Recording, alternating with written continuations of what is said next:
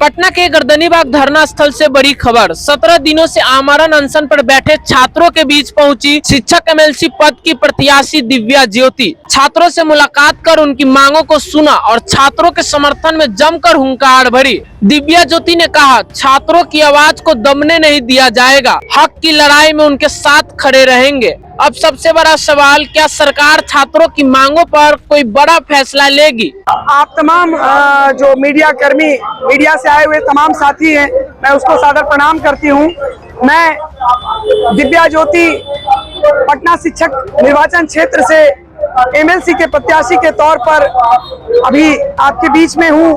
मैं यहां आई हूं, अभी जो रिसर्च स्कॉलर, पीएचडी होल्डर्स जो अभी धरना प्रदर्शन में बैठे हुए हैं, आमरण अनशन पर बैठे हुए हैं, इनका लगातार 17 दिनों से आमरण अनशन चल रहा है और ये लोग अपने डिमांड, अपने मांग को लेकर सरकार के सामने अपनी मांगों को रख रहे हैं। लेकिन आप समझिए कि बिहार में क्या हालात हो गए हैं। आप सत्ता में अपनी मजबूत सरकार की बात कहते हैं, लेकिन जहां छात्र आंदोलन पर हो, जहां युवा आंदोलन पर हो, जहां शोधार्थी आंदोलन पर हो, जहां रिसर्च और स्कॉलर को आंदोलन करना पड़े, वह कैसी सरकार है? ये पूरा बुद्धिजीवी समाज के द्वारा प्रश्न उठाया जा रहा है अपनी सरकार पर। आप शिक्षा को किस दिशा में ले आना चाहते हैं? आप तमाम जितने यहाँ से वहां तक जो आंदोलन देख रहे हैं, केवल और केवल शिक्षा के मुद्दों पर यह आंदोलन है। आज यह हताशा होती है यह देखकर कि हम कौन सी व्यवस्था में चल रहे हैं, कौन सी अराजक व्यवस्था हो गई है कि हमारे न छात्र संतुष्ट हैं, न शिक्षक साथी संतुष्ट हैं और न हमारे युवा साथी, रिसर्च स्कॉलर, तमाम बुद्धिजीवी, तमाम शोधार्थी, ये सारे असंतुष्ट हैं। इस स्थिति में बताइए कि हम सरकार के सफल शासन की बात कैसे कर सकते हैं? आज एक कुव्यवस्था बिहार में व्याप्त है, जिसका उदाहरण है कि हमारे साथी 17 दिनों से आमरण अनशन कर रहे हैं। आखिरकार छात्रों के साथ आज जितनी भी सरकारें आई, छात्रों के हित से समझौता क्यों किया? छात्रों के हित से समझौता इसलिए किया गया कि छात्र पहले इनके आश्वासन में आते रहे, इनके लोक लुभावन नारों में आते रहे।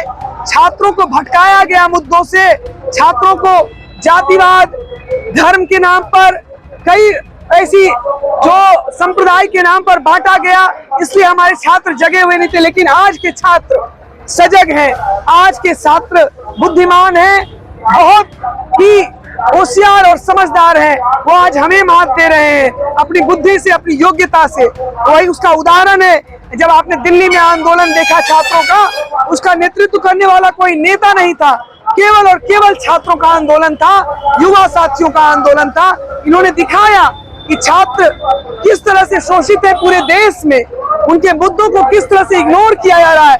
लेकिन अब ज्यादा दिन नहीं है, ज्यादा समय तक आप इन मुद्दों से छात्रों को भटका नहीं सकते हैं। एक समय था ना जब हमारे युवा साथी इंटरनेट, स्मार्ट मोबाइल और वो क्या रील्स और उसके चक्कर में पड़े हुए थे। आप समझते थे कि ये छात्र गैर जिम्मेवार हैं, इसमें जिम्मेवारी नहीं है। लेकिन आज के युवा समझ चुके हैं कि हमारे लिए शिक्षा आवश्यक है, हमारे लिए डेवलपमेंट आवश्यक है, हमारे लिए रोजगार आवश्यक है। हमारे युवा अब जाग चुके हैं। और 22 तारीख को लेकर के युवाओं को क्या संदेश देना चाहेंगे? 22 तारीख को लेकर मैं यही संदेश देना चाहूंगी कि आज जिस प्रकार का आमरण अनशन हमारे शोधार्थी, रिसर्च स्कॉलर, ये जितने युवा साथी यहाँ बैठकर आंदोलन में 17 दिन से लगे हुए हैं और जो संदेश, जो डिमांड ये कर रहे हैं, 22 तारीख को एक इंडिकेटर है।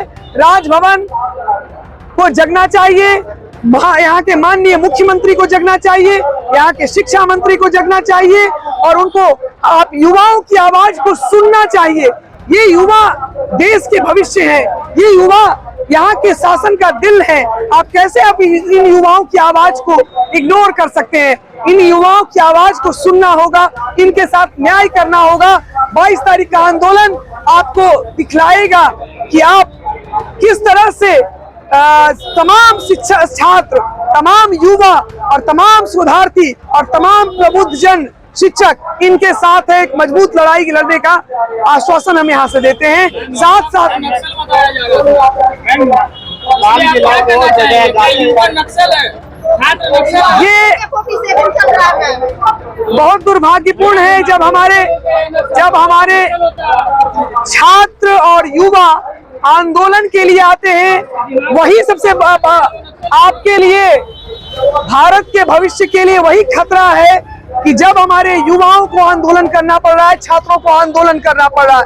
युवा और छात्र किसी जाति और दल से बंधे हुए नहीं है, याद रखिएगा। युवा कोई आपसे बात करने की कोशिश की गई, कोई रिप्रेजेंटेटिव आपसे मिलने की? सरकार के पास तो सामने रोज डिमांड रखा जा रहा है। सारे आप जो हमारे तमाम मीडिया कर्मी हैं उनके द्वारा संदेश दिया जा रहा है। सरकार की तरफ से पहल ही नहीं हो रही है बात करने की ना। सरकार को पहल करना चाहिए था, सरकार को आगे आना चाहिए था, उनको संतुष्ट करना चाहिए था। इन तमाम जो हमारे धरना पर बैठे हुए हमारे साथी हैं, आमरण अनशन पर बैठे हुए हमारे साथी हैं, आप तो जान की कीमत ही नहीं समझ रहे हैं। आप तो सरकार युवाओं को कमजोर तो नहीं कर रही है? लगता तो ऐसा है। घर में जैसे अगर किसी के बच्चे नाराज हो जाते हैं तो उनके पेरेंट्स उनसे पूछते हैं तो आपको क्या दिक्कत है, तो ऐसे कोई सरकार को कोई पहल नहीं की रही है। अगर सरकार अभिभावक है, हमारा गार्जियन है, हमारे राज्य को चला रहा है, तो हम जो युवा साथी हैं वो उसके बाल बच्चे हैं। आप अपने बच्चों को मत देखिए, आपके बच्चे दुनिया की तमाम सुविधाओं में रहते हैं, आपके बच्चे आप उसको चांदी का चम्मच में पालते हैं, लेकिन जो हमारे युवा साथी इतनी संघर्ष से पढ़ाई कर रहे हैं ना, ये पढ़ाई करने में इनके कितने बुरे आर्थिक हालातों से गुजरते हैं, कितना त्याग करते हैं, कितनी सेक्रीफाइस अपने सारे अरमानों से सेक्रीफाई करके ये युवा साथी पढ़ाई करते हैं। और पढ़ने के बाद, तमाम डिग्री लेने के बाद, शोध करने के बाद, इतना जीवन अपनी शिक्षा पे देने के बाद, जब इनके लिए गैर वाजिब नियम सरकार द्वारा लगाई जाती है, ये अन्याय है। इस अन्याय के विरुद्ध आवाज ये तमाम युवा साथी उठा रहे हैं। आज इसकी आवाज को सुनना चाहिए।